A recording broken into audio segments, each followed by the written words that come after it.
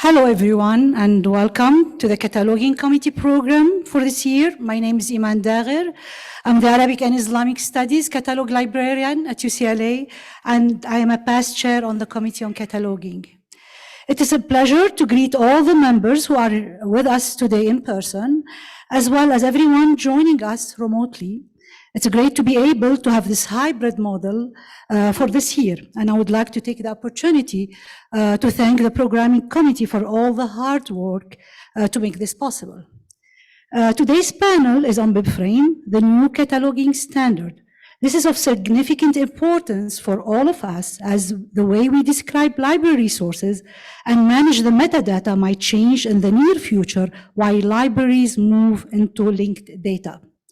So what is BIBFRAME? It stands for Bibliographic Framework, and it is a data model for bibliographic description that it is designed to replace the MARC encoding system and use the linked data principles to make bibliographic data more useful both within and outside the library community.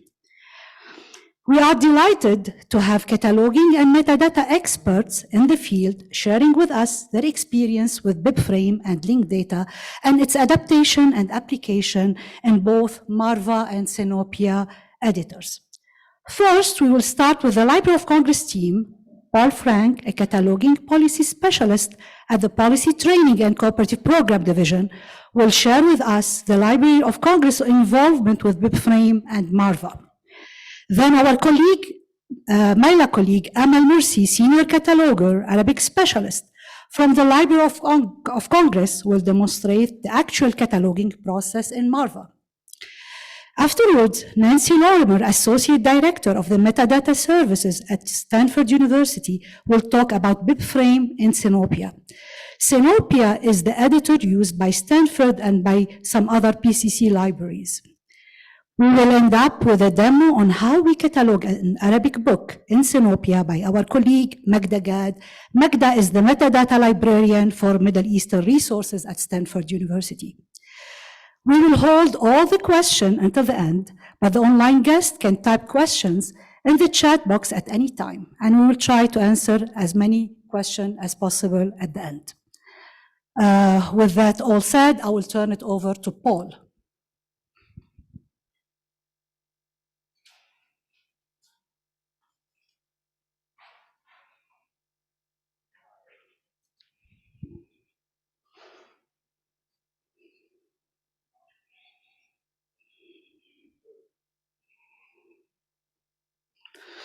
Paul, are you ready?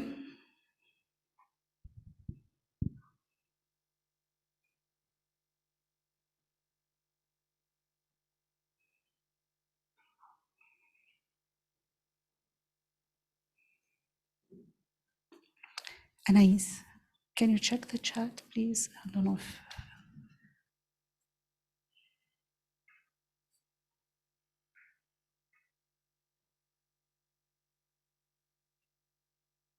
There's nothing. Is Paul in the room?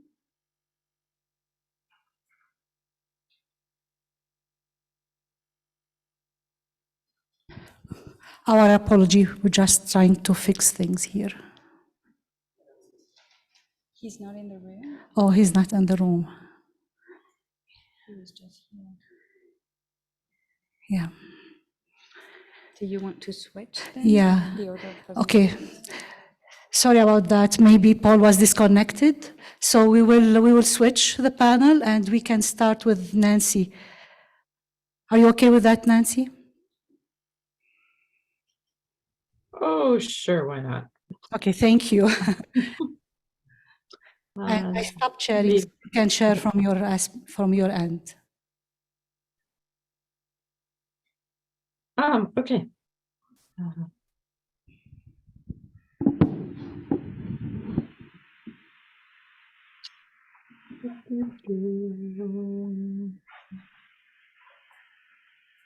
Okay, I am hoping that everybody can see my screen. As Iman said, I am Nancy Lorimer. I'm Associate Director of Metadata Services at Stanford University. And together with Magda, our Middle Eastern Resources Metadata Librarian, we're going to be talking about cataloging Arabic materials in Synopia. I'm going to talk first generally about Synopia, just an introduction on how to get into it and how to start using it. Magda then will give the actual demo of cataloging in Synopia. We are going to trade halfway through because screens halfway through because we have some complicated animations. So first of all, what is Synopia? We've been throwing around the word for the last couple minutes, and maybe not all of you have heard of it. Synopia is an open source linked data editor for metadata practitioners. Any user can create metadata entry templates in any RDF ontology. Most people are using BIBFRAME at the moment, but others are using some other ontologies not on the market, such as RDA, RDF. A couple people have done some stuff in Dublin Core and so forth. Users can also use lookups to access authority files and other valuable vocabularies, such as the name authority file, FAST, a Library of Congress genre form terms, etc. A person can also enter metadata and save it in the Synopia database. In other words, you can catalog in Synopia. And then you can search and reuse any metadata that is saved in the Synopia database and any metadata template that has been created in the database. So participating in Synopia, this seems to cause a lot of confusion. Anyone can join Synopia. It is open source in all definitions of the term. Accounts are individual based on your email. And then an account is then associated with a group or multiple groups that are either institution-based, interest group-based, or standards-based. If you are a member of none of these, an institution, an interest group, or a standards that have a group, you get put in a group called Other, which still means you can use Synopia. If you do intend to belong to an institutional group, such as if you work at Stanford and you want to be in the Stanford group, it is best to sign up with your actual institutional email, because that's when the admins know that you're a member of that institution. As I said, there's also a non-associated group called Other, which is a default group that all members are added to eventually, and that anybody can use.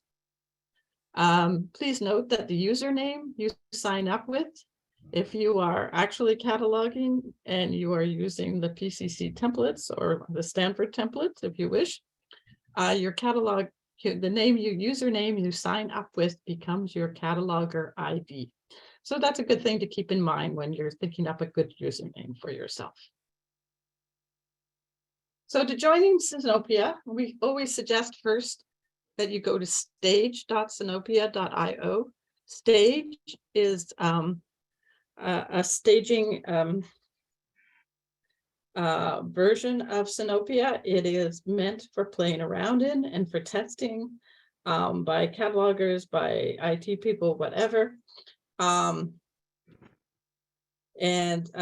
Eventually all the data from this will be erased every once in a while. On the other hand, we have a production server as well. And in that production server, that is really meant for those who are actually doing production level cataloging in Synopia. So I'd strongly suggest you start with stage.synopia.io first. There are also a lot more templates for you to play around in that area. And this is where you go. And to request an account, you click on that request account button that I just highlighted, and this pop-up box will come up and you give yourself a username, provide your email, and you create a password and you sign up. And that's close to it. After that, you will receive an email from the Synopia admins having put you in a group. You'll be put in the group Other, unless your email is associated with another group that is associated that has a group name. And after that, you just log in and you're there. Just before we go into the editor, I will note there's a help button there up on the top right. And if you do that, it will take you to the Synopia help site and also allows you to report bugs or suggest new features and so forth and so on. So that is how we get into Synopia and how you get an account in it. And then finally, we want to actually get into the editor, and that is the linked editor button, obviously. When you log in to the linked data editor, there are various views of Synopia. First of all, you come up with a dashboard. Now, my dashboard is fairly filled out. When you first start, your dashboard will be empty because it is based on what you have been doing in Synopia. This shows the recent templates I have been working with underneath our recent search that I had done in the Synopia database.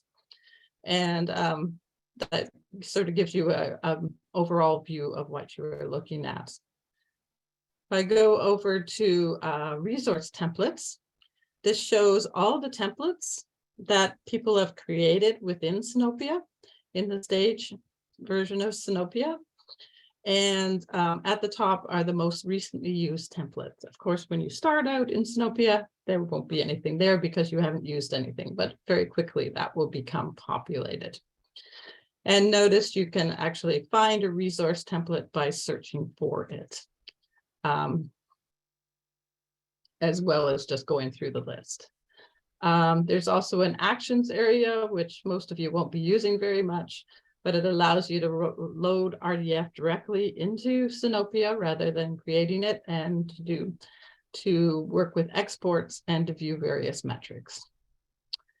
And finally, we have search. Synopia has a database behind the editor, obviously, and this allows you to search various aspects of the database.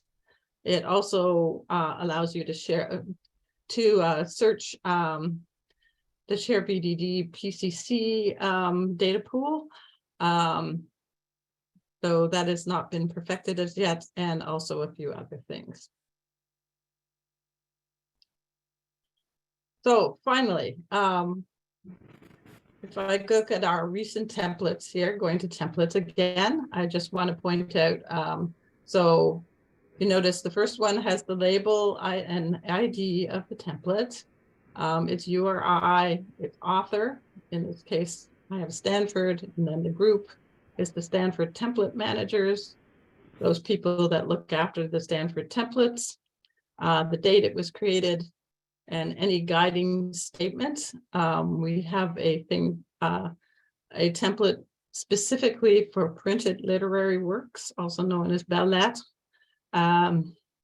that we are using within Stanford. So that's what this one is for. And I just want to point out the actions on the side. Notice I have 4 buttons here. These are things you are permitted to do within Synopia. If you aren't permitted to do it, the actual button will not show. The first one that the arrow is pointing at is actually where you are going to create new metadata.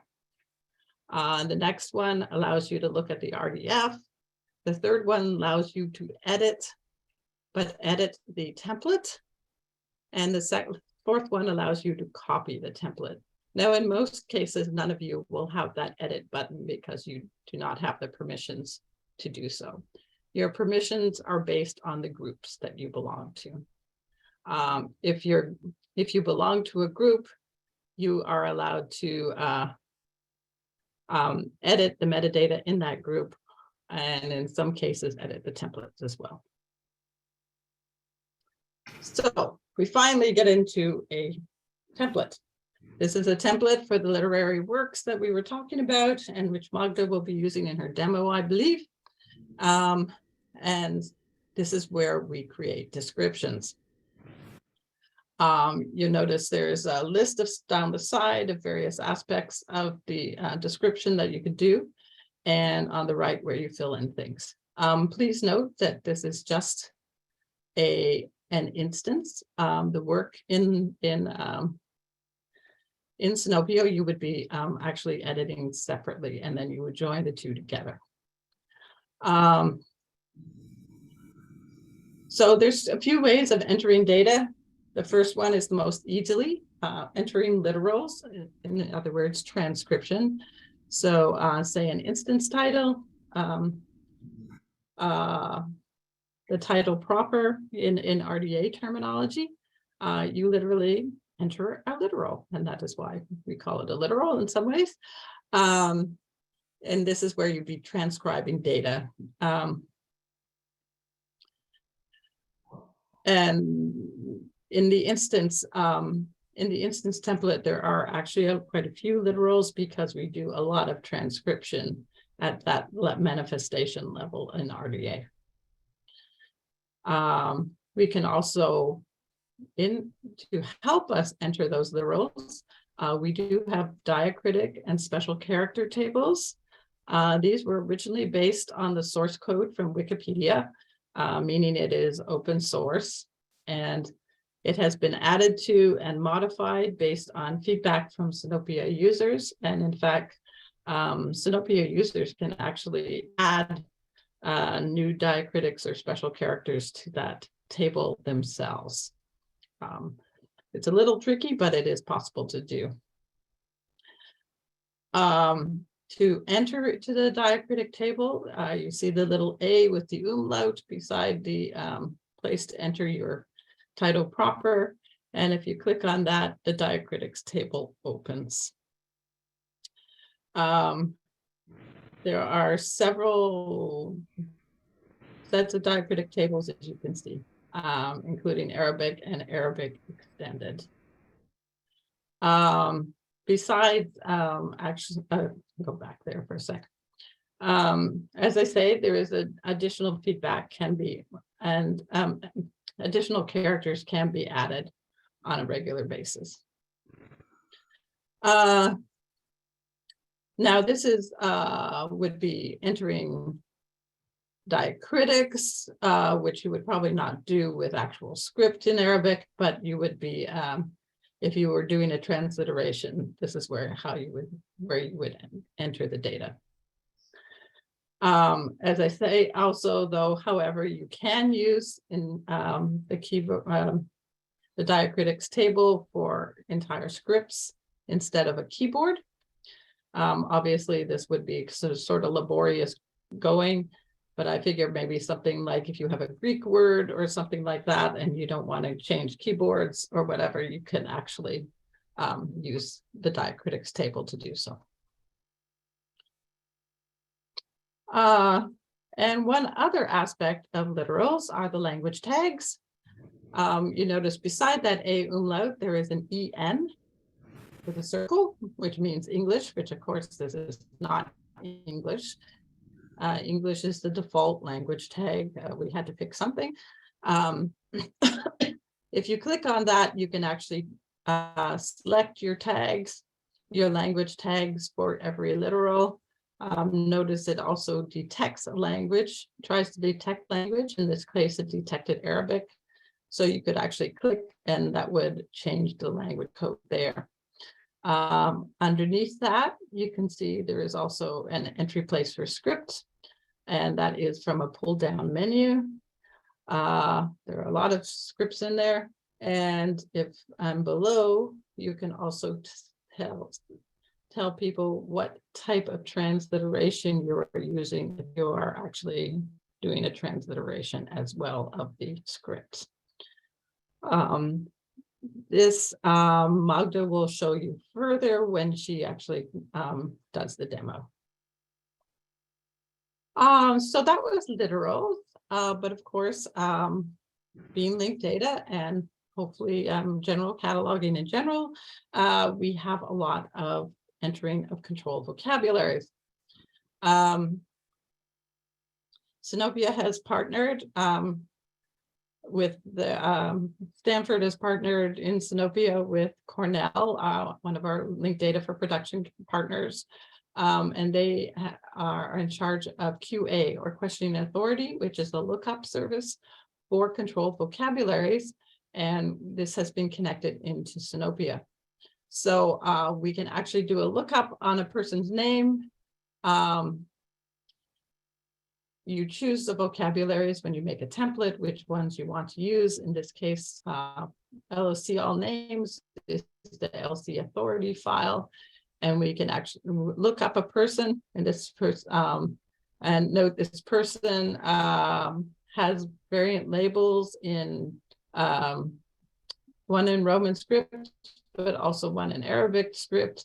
You can search by any of those labels and you will get the person.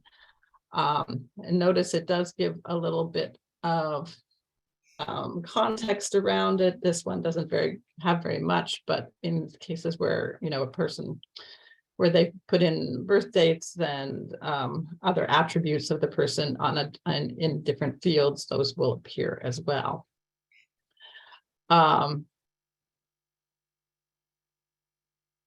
On simpler vocabularies, such as the mark relator terms, we simply provide a list.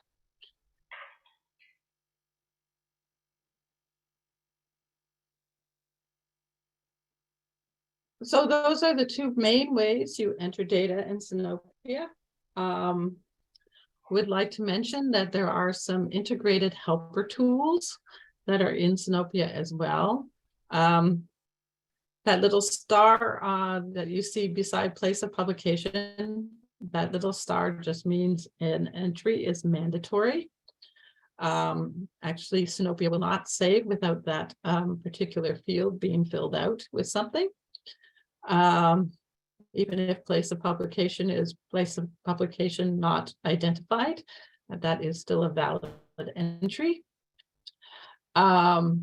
The I, which for users is really underused, so I really want to stress it, is that there may be more information available.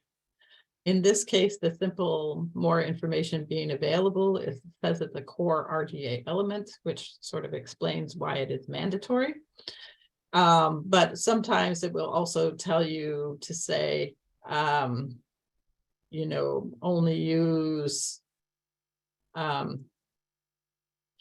to sort of data entry subtleties that you might not understand otherwise.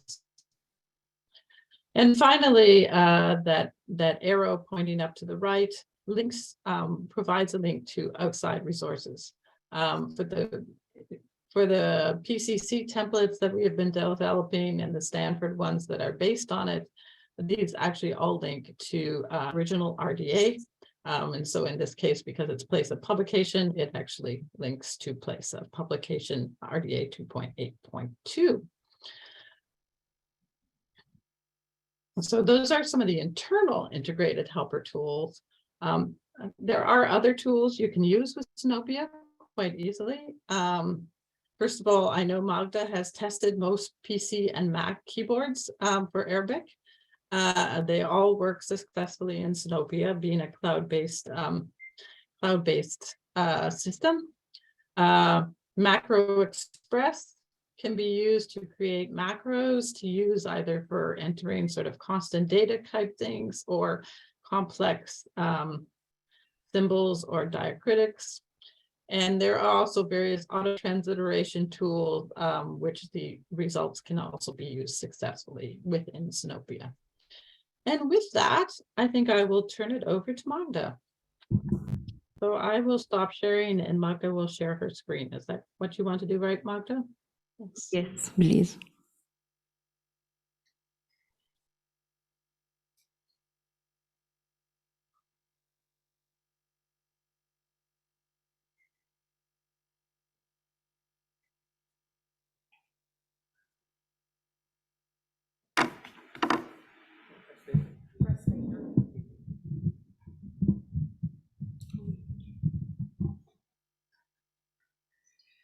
Okay, thank you, Nancy. Hi, everyone. Today, I will show you in brief how to catalog Arabic literary work in abbreviated level in Synopia. And let me tell you that you can, of course, catalog resources in any cataloging level, but today I will make it short, so I chose a sample to catalog in abbreviated level. The example I will use today is an Arabic fiction, Habibati Maryam, My Love Maryam. As Nancy explained to us, to catalog a resource in Synopia, you will need to use two templates, one for the instance and one for the work. In the instance, you will need to fill out some fields about the instance, and these fields are more about the physical description of the resource, like the instance title, variant, and the transliterated titles, statement of responsibility, edition statement, etc. Here I will start to fill out the fields. The first field here is instance of, and here where I should add the URI and the label of the related work description, but I will leave it empty now because I didn't create it yet. The next field is the instance title, and as you see this asterisk, that means it's a mandatory field, and the title proper here, I will enter it in the Arabic script.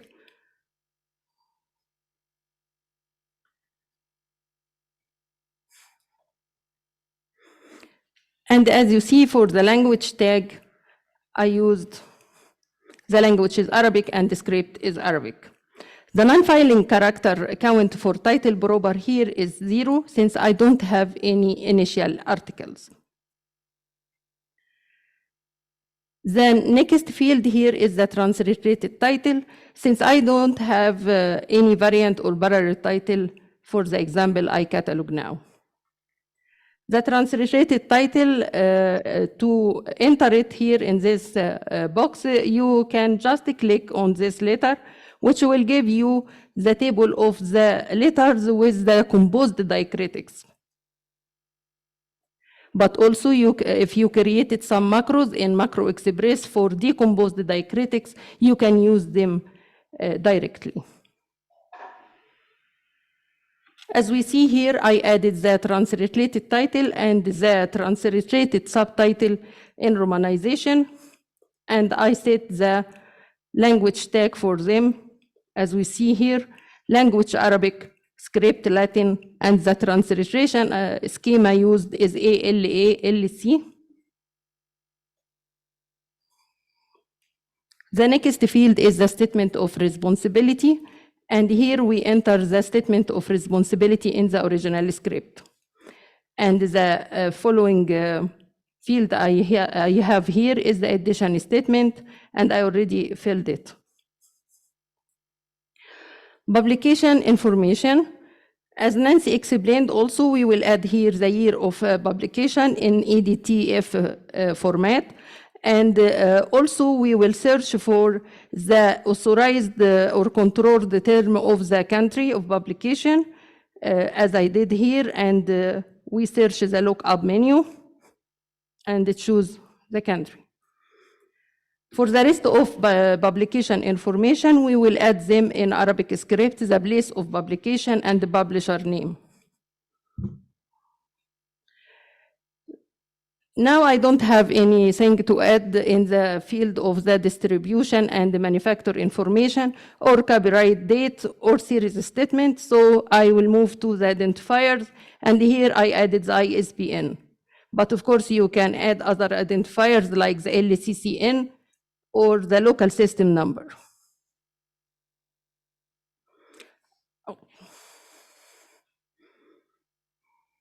I don't have anything to, any notes about this instance, so I will move to the next field.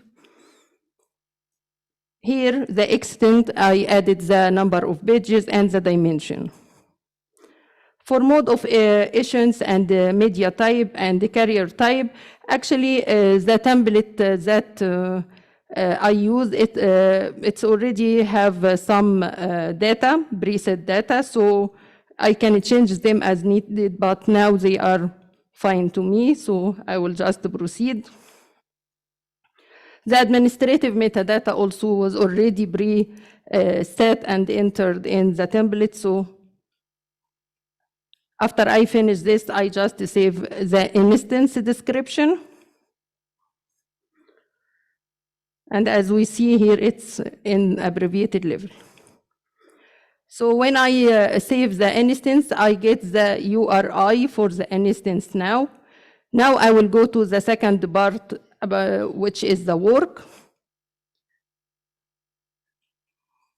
Here, I will need to paste the URI, so the work has BIBFRAME instance, the instance that I just cataloged.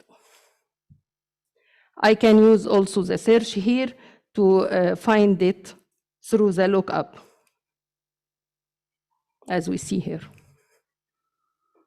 Okay, like the instance, we have some fields that we can fill them out for the work description, and these fields are more about the nature of the work, like the preferred title, the creators, the additional creators, genre and subject and the classification numbers, and more fields.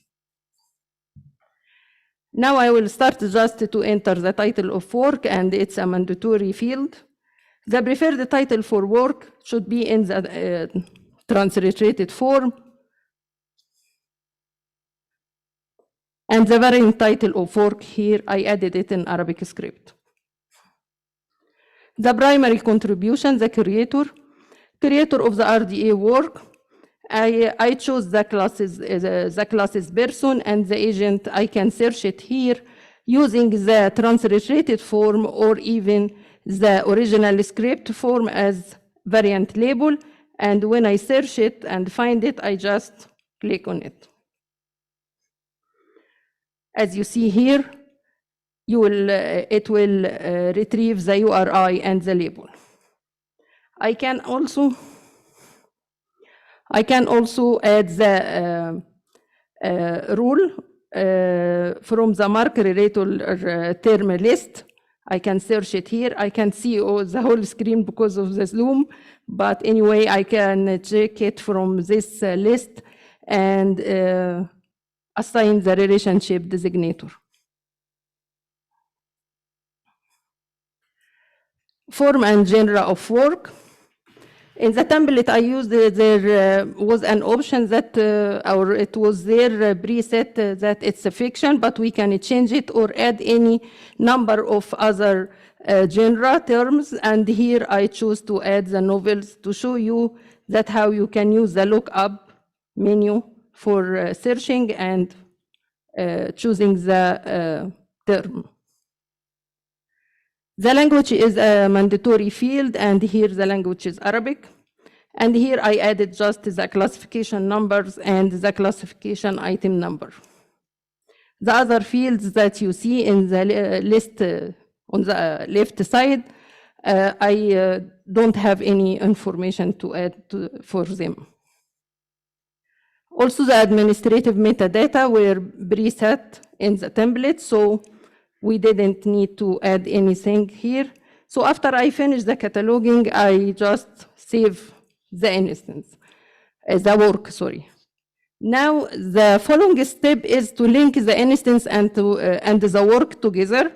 And this is by copying the URI from the instance to the work and from the work to the instance. And that's how they are linked. And the last step is to exporting the description to the catalog. We have here the option to export it to catalog, but also we have an option to convert it to mark and use the mark record or copy it as needed. And that's it. Thank you very much.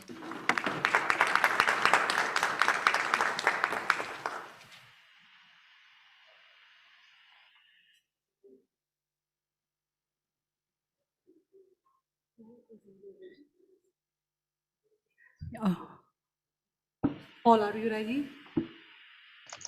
Yes, can you hear me? You can share your screen now. Okay, all right. Thank you, Paul.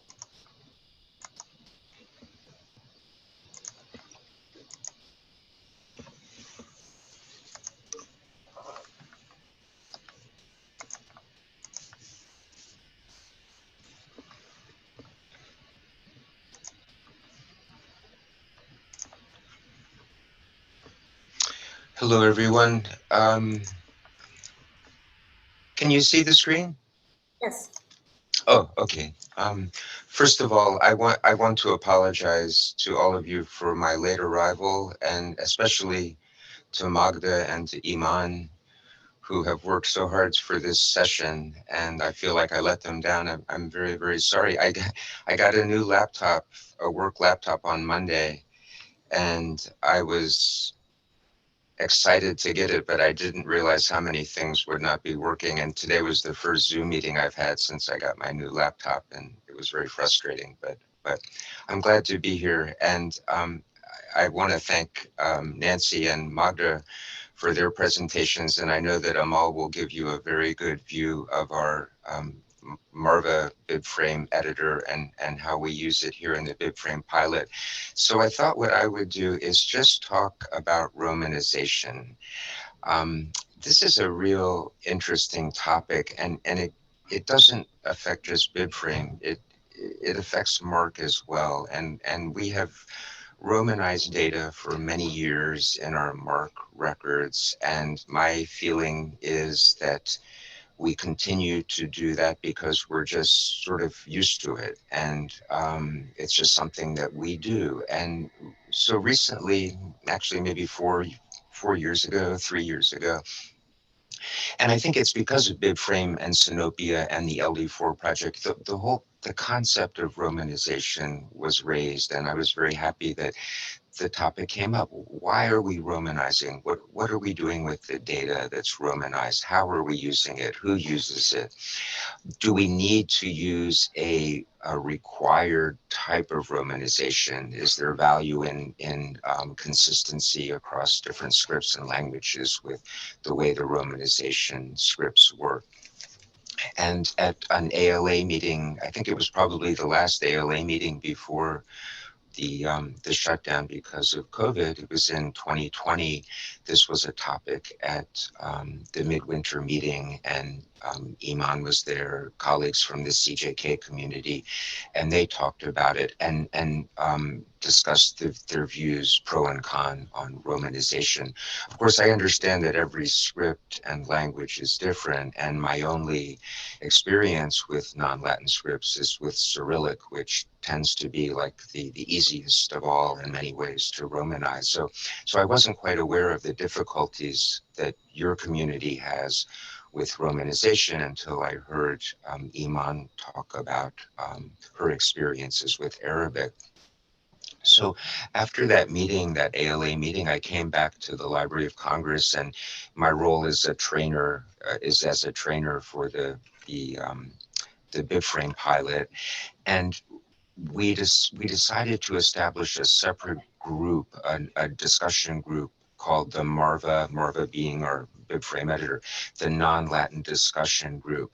And what we did in that group was just say, okay, if we could do anything we wanted and not be tied to MARC, not be tied to the way we've always done things, how would you romanize data that you're using to describe a resource? And uniformly within our group, there was a desire to eliminate romanization.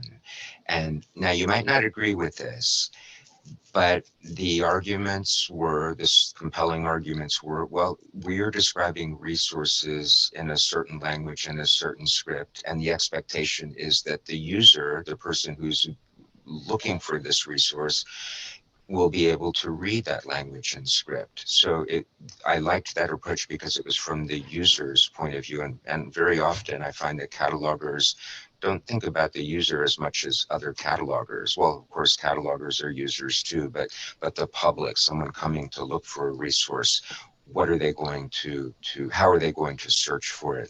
And then there was another point made that for acquisitions purposes, romanization was essential. You know, and it's true, when you work at an institution or a library that collects in multiple languages and scripts, it's going to be likely, it's likely that someone processing that resource will not have the skills to read the language or the script. So how much romanization is needed just to get a resource from the point of acquisition to the point that it goes onto the shelf?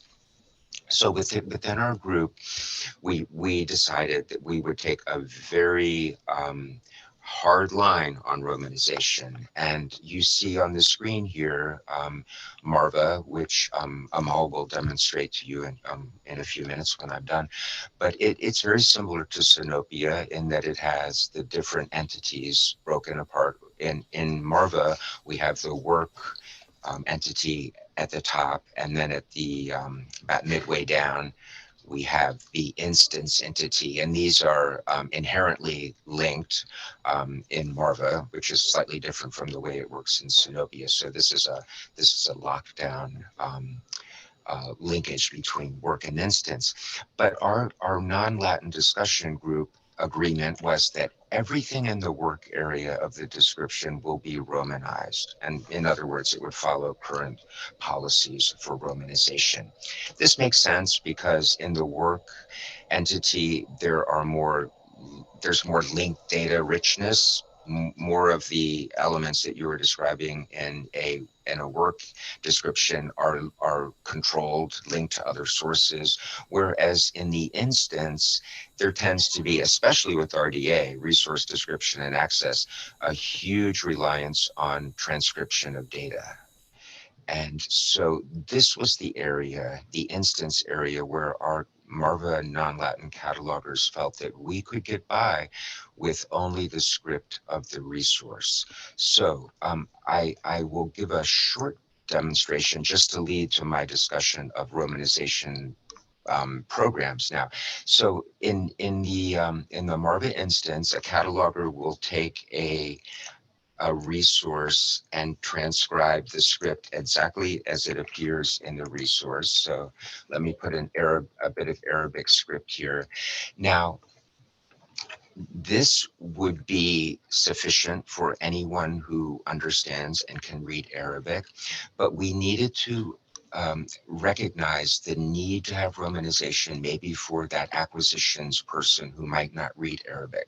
So our experiments within our BIBFRAME pilot was to go to this separate screen that will take data in a non-Latin script, and then the intelligence that's built into this program recognizes that this is Arabic script, and we have here an automatic tool that will romanize that data automatically.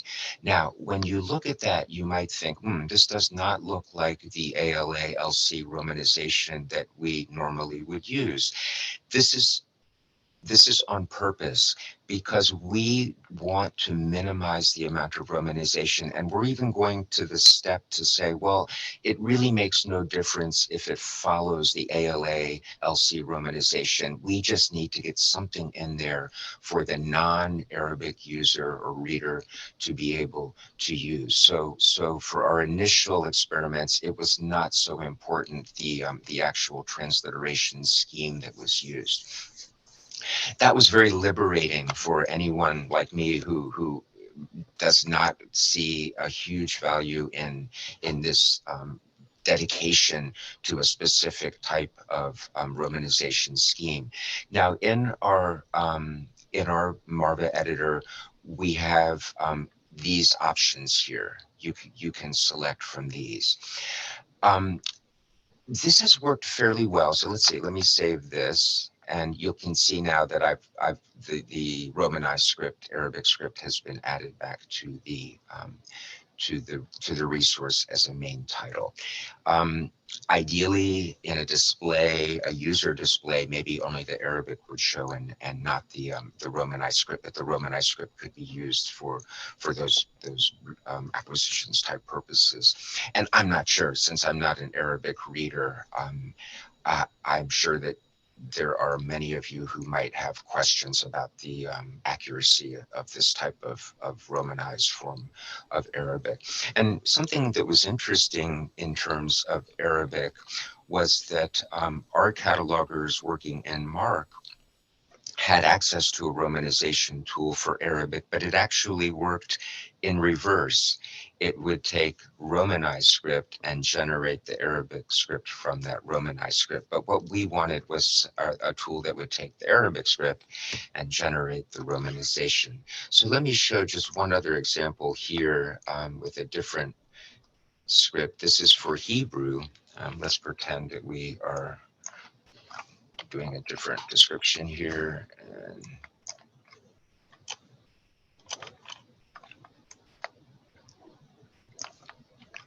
okay, so now I have a Hebrew characters here, and if I go to the tool, we do allow. This one did not recognize Hebrew, but if I can manually select it, and then it provides a type of romanization that certainly does not look like the ALA-LC romanization. So this was our experiment, and now we had to say, okay, well, we haven't changed policy. We still are required to use ALA-LC romanization. The question of where we use it can still be discussed, but when we Romanize, our policy now is that we must use ALA-LC romanization. So over the last 6 months, our group, the Marva Non-Latin Discussion Group, has been working with the Network Development Office and a contractor on creating a tool called Script Shifter that actually does comply with ALA-LC romanization. And we're just testing it out. Just yesterday, we started the tests on it, and I sent out emails to the testers that we've identified. But you might notice something if you're looking at this list. You do not see any of the right to left scripts. So for example, Arabic and Hebrew, we do not have available in the script shifter because of the complications that are involved with replicating that precise ALA-LC romanization form for those scripts. There are some scripts that I'm very excited about. Armenian, Georgian. We have, I see that Nora's in attendance today. We have a cataloger testing Armenian script and Georgian script with the hopes that even in MARC eventually, I know that the Library of Congress cannot deal with the scripts, Armenian and Georgian scripts in bibliographic records because of the UTF requirements, but or limitation.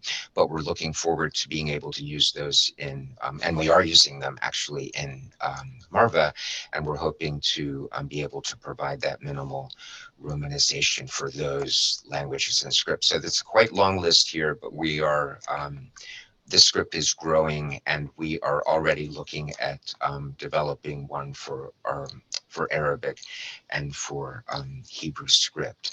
So I think maybe I should stop here, and then I know that Amal will give you a demonstration of the of Marva just as a user would use it, and without my sort of philosophizing about the value or the lack of value of romanization. So is it okay with you, Iman and Magda, if I turn things over to Amal now?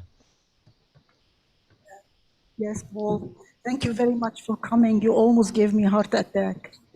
Oh, I'm so sorry. I have to tell the group, I think my very, very first, it wasn't even Zoom. I can't even remember what it was about 15 years ago. It was with Iman, and we had the hardest time then too. I don't know what it is, but I think this worked out okay. But I'm very grateful to you for switching the order around, and I can't apologize enough to everyone in the audience. So thank you very much. You cannot believe how much I am very happy that you are here.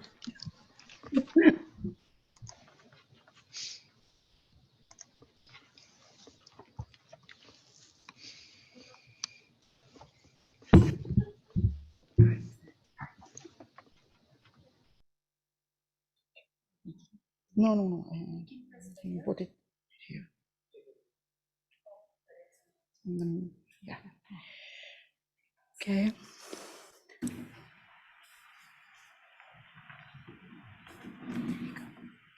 Hello, everyone. My name is Amal Morsy. I work at the Library of Congress, Middle East section. Can you hear me now? No? Hi. Okay.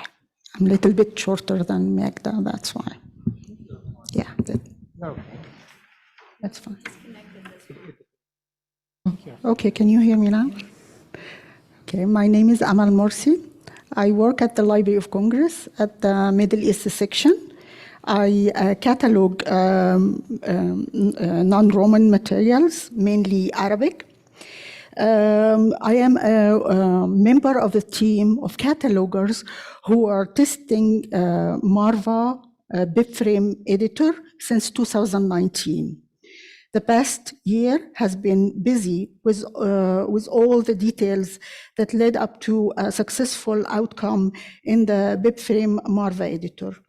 Marva is the name of the Library of Congress BIBFRAME editor, while this demonstration should be live. We did our best to take as many screenshots as possible to ensure the visibility of what we are demonstrating.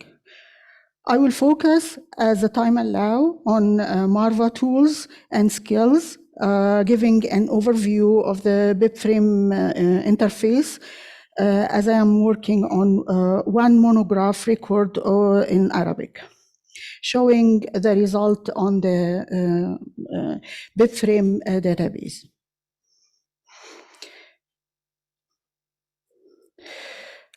Here is how to access Marva. Here is how to access the editor. And Marva editor and the Marva database are both tools are behind the wall of Library of Congress firewall. So it is only accessing, it can be accessed only by the Library of Congress staff. This is the record that I'm going to demonstrate today. It is a commentary on Al-Mawaqif of Ibrahim ibn Musa al-Shatbi. It's a recent commentary published in 2021 by Iraq Jabr Shilal.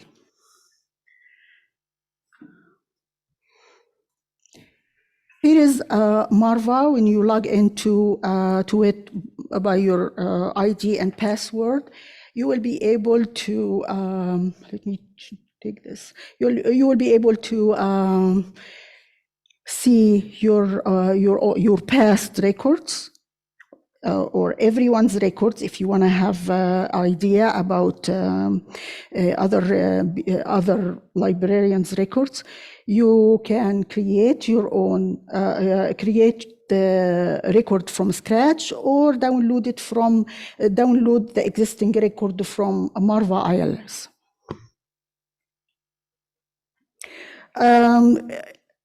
You should know that there are 3 levels components of any Marva record: work, instance, and item.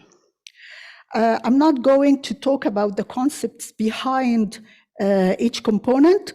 I am here to show you what is the content of each component.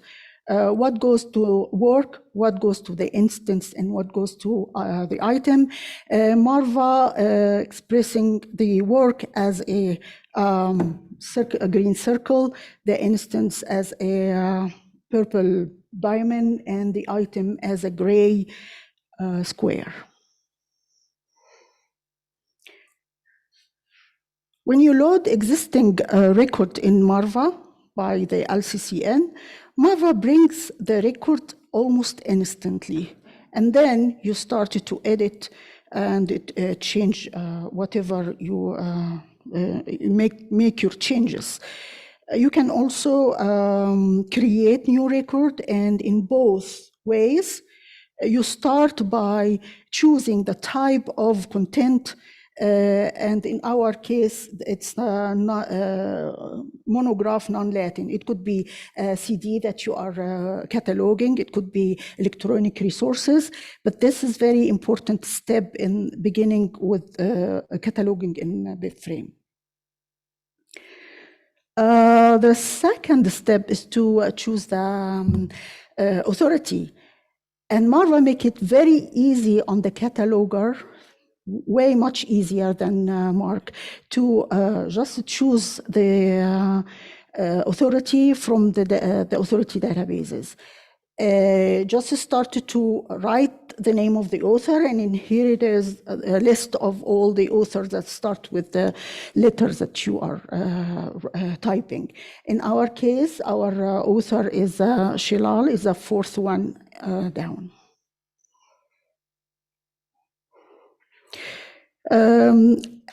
Adding the relationship between the name and the work is very important. Is it author, editor, illustrator, whatever? This is the second step. And you choose it the same way. You start to type, and it lists all the type of authority. In work, we have, as Paul mentioned, the authority record and the preferred title, both are Romanized. And the Romanization in BIBFRAME is not, it's a work of progress right now. As Paul mentioned, you want to find Arabic in the list, but the goal is to put the original work, the original language in Arabic, and the system will take care of the Romanization. Just the opposite of Voyager, when we Romanize the title and it will transfer it to the Arabic, it is the opposite, and it will be much easier, of course, when you put the title in Arabic, and the Romanization will be visible for you. The next is to choose the subject, and again, Marva make it easier on the cataloger by you just start to write down as you type the subject, and the list will appear, and you choose the subject that applied to the resource you have. You can choose to add the subject as a string, or you choose to add the subject as a component by component, and in the end, you choose the entire subject. You do the process for each subject, and you can notice there is a tick beside each one. It means that it is valid subject headings, and if it is not valid, the system will give you exclamation mark that alert you that this string needs to have something off, and you can click on change to choose the right one. The next thing is to choose the classification number according to the first access point that you have chosen, according to the first subject headings. And of course, you choose the language, which is in our case, Arabic. By now, we are done with the work. So, and we are ready to start the instant. And as Paul mentioned, the instant, most of the look in the instant will be in the normal language, which is better for my point, my way is, it's better for the cataloger to put the normal language, the Arabic. The instance start with the the title proper and the statement of responsibility. We continue with the instance in the edition, and then we moved to the provisional activities. And we decided to put the provisional activities in both Romanized and Roman and non-Roman. You can notice also in the provisional activity that there are 3 publication date. It looks like it's redundant, but it's not. The first one is belongs to 008. The second one belongs to 260s, and the third one is belongs to the 880. We still continue with the instance, adding the identifiers with the LCCN and the ISBN. We end up adding the description of the resource we have, adding the page numbers and dimensions, and then the, sorry. And by now, we are about to be done with the instance and ready to have the item that's linked to this instance. And as any item has 4 components: the location, the sublocation, the classification number, and then the barcode. With that, we are done with the BIBFRAME, the Marva record, and by saving the record, it will show to the public, show what you did. You can always go back, and if you see any discrepancy, you can go back and fix it and save it again. Here is the work on the BIBFRAME databases, and this is the instance, looking at the instance from outside. Here is what it looks like, and here is the item.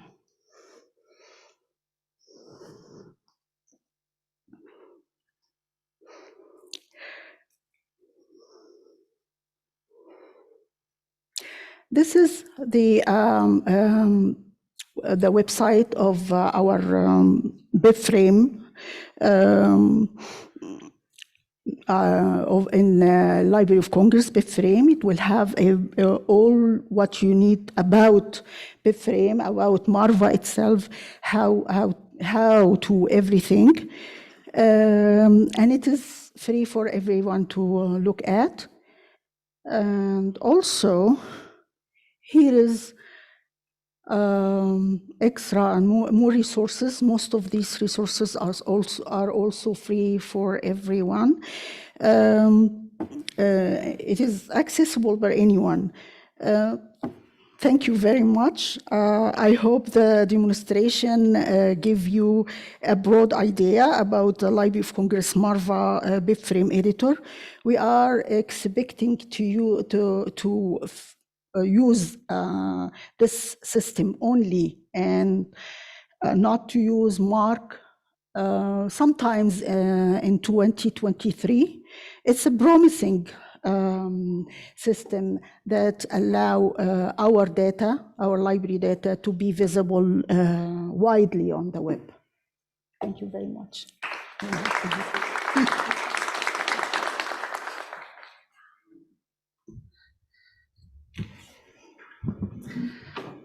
Thank you very much, Amal, Nancy, Paul, and Magda for the informative presentation. I think now we know a little better about how things are going to be described in the near future. The in-person participant, if you have any questions. Also for the online participant, if you're free to unmute yourself or raise your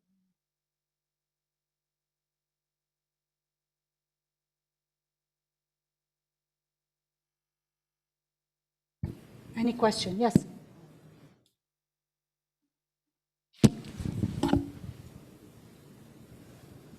Was it? 1 second.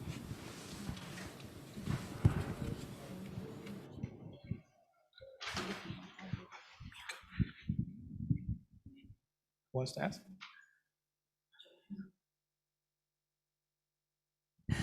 Okay, Joan Weeks, Library of Congress. I just wondered how the integration goes with other entities for both Sinopia and BIBFRAME with WorldCat, OCLC, and other world library database systems, and how that integration might be working.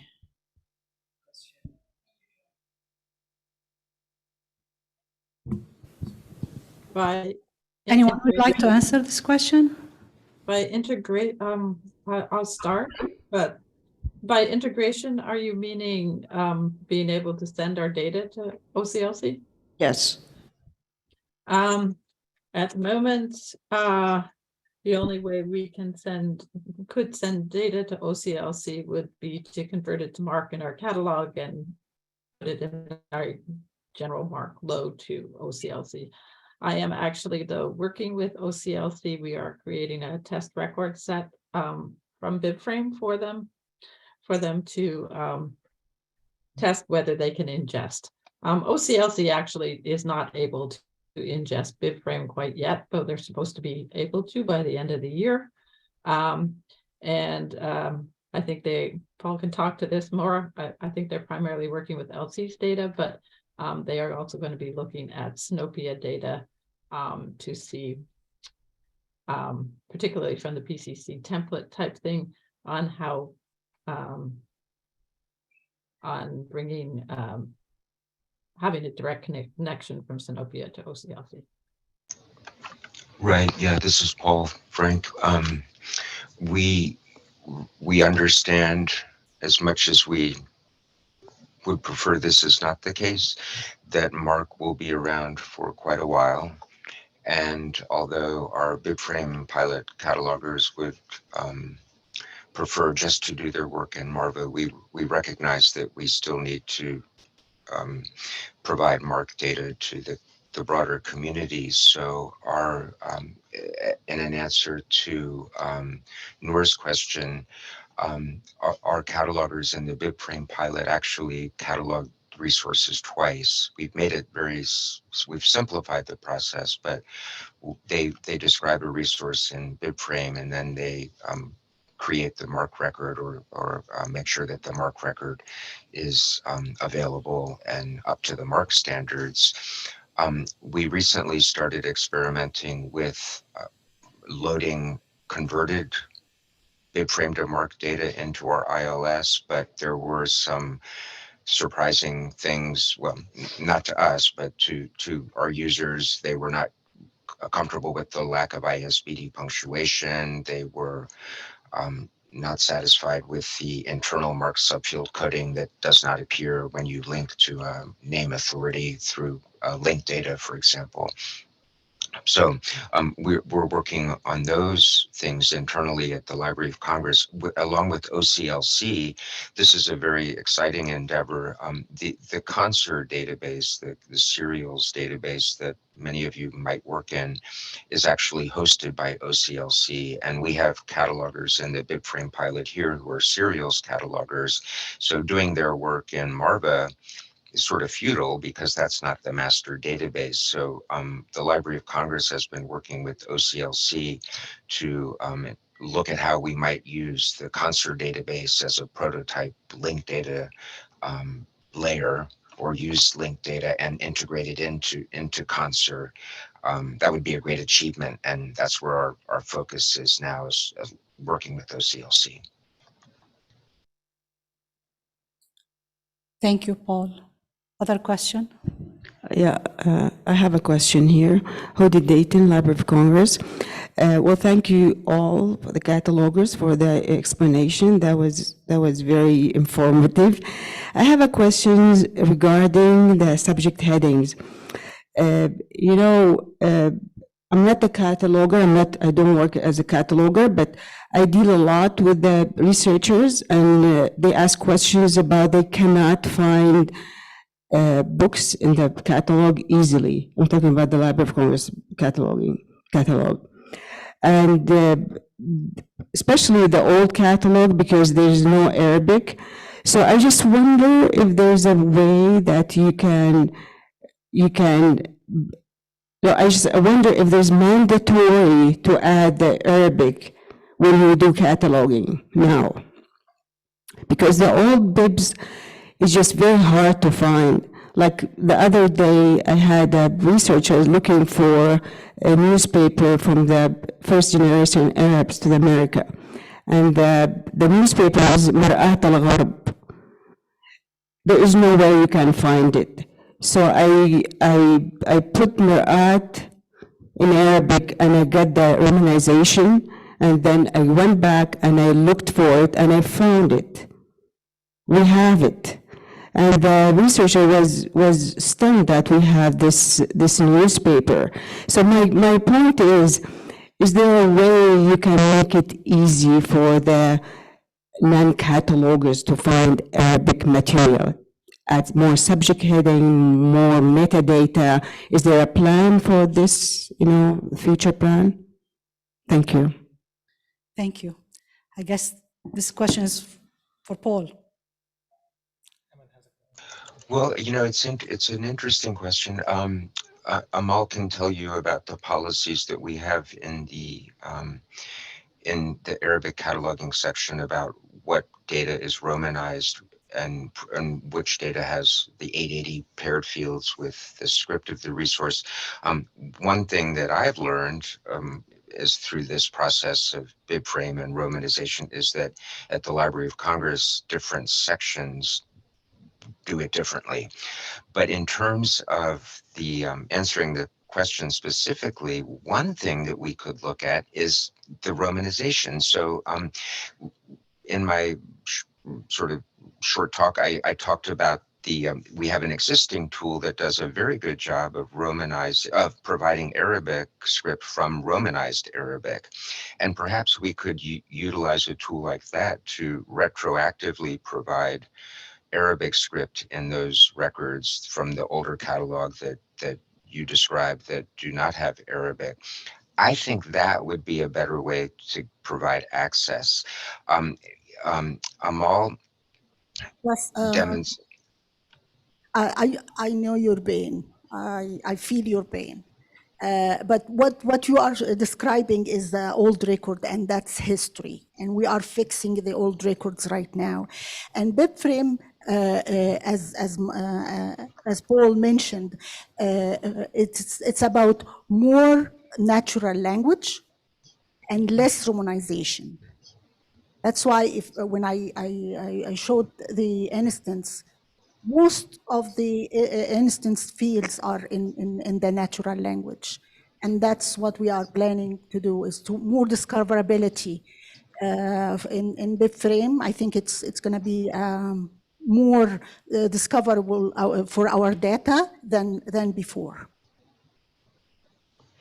Yeah, another idea that just occurred to me. So all of our data that's in BIBFRAME came from MARC. Our entire MARC database was converted to BIBFRAME, and that's what catalogers are working with in the Marva.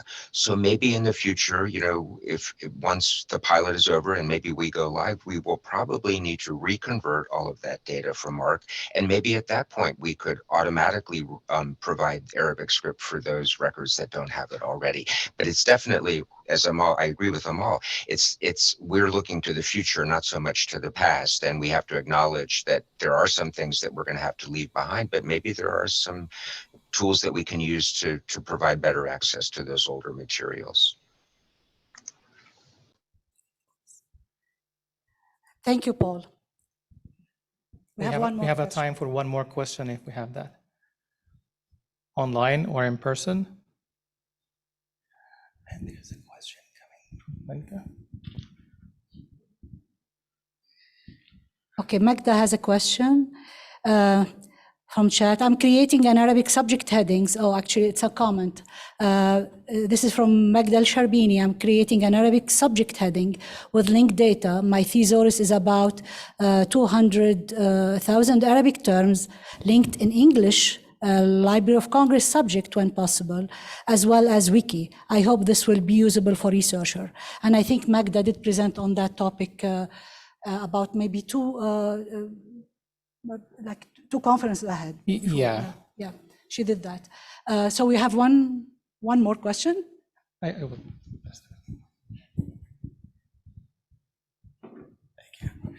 Thank you for your presentations. And I know that you emphasized sort of the user side of things, but I was wondering if I could return to sort of the staff, the acquisitions and processing side of things.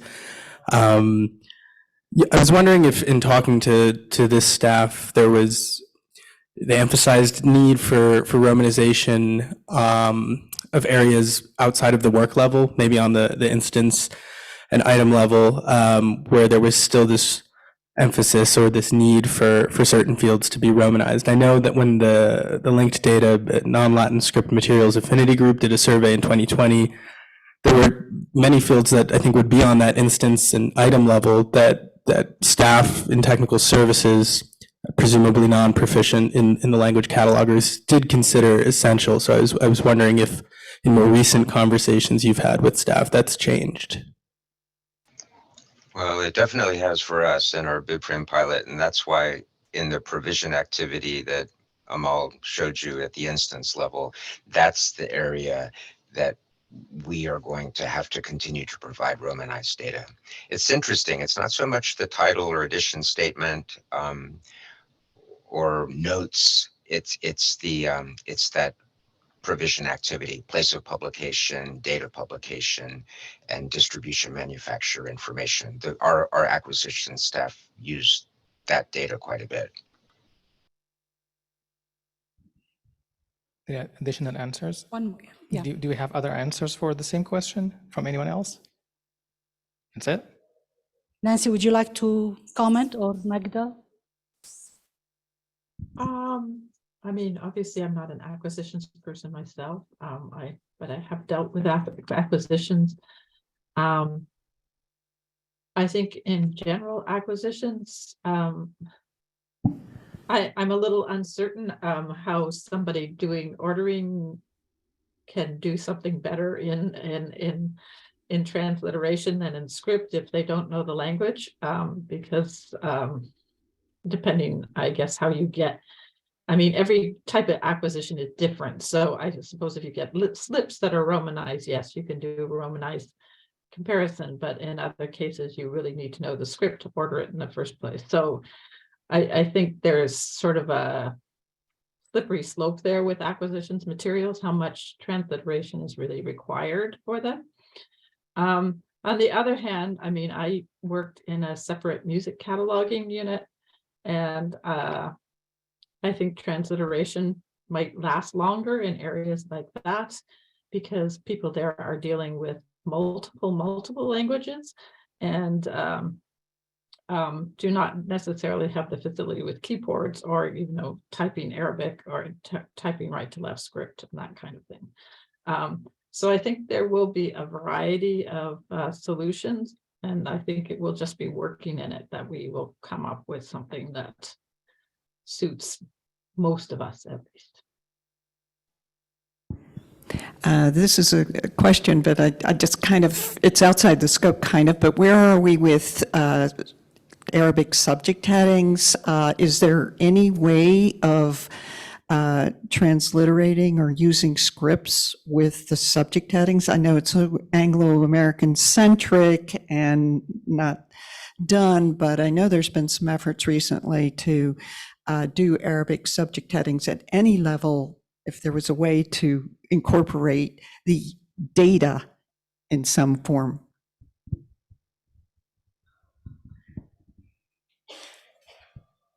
Any comments? I would just say with Synopia, if there were Arabic subject headings and there were Arabic subject headings that were available as linked data lookups, yes. Questioning and authority could eventually include them, but I don't believe that exists at this time. It's not like we can just show LCSH in Arabic script or anything like that because there isn't an absolute translation or anything of that type. And I believe, Nancy, we can link to Wikidata in Synopia, right? So if the yes, you can do that. That's true. So maybe more Wikidata term in Arabic, that would be Right. I haven't personally used Wikidata terms as subjects, but you could do that actually as well. Yes. Yeah, I remember there was a project, Secolite, and Paul was involved in that project. I don't know, for me it was a promising project.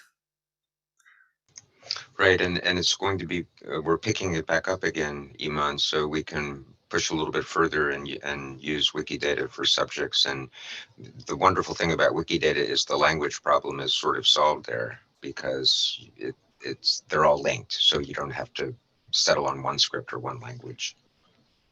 Absolutely. Thank you, Paul. Thank you, all of you. Thank you to the guest and member for their question.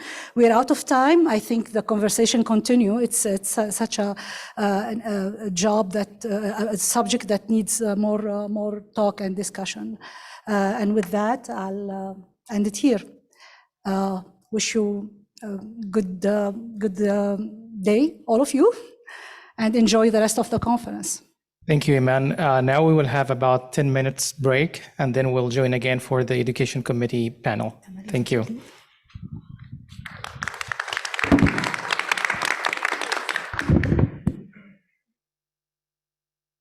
That's great. Need to stop. Yeah, sure.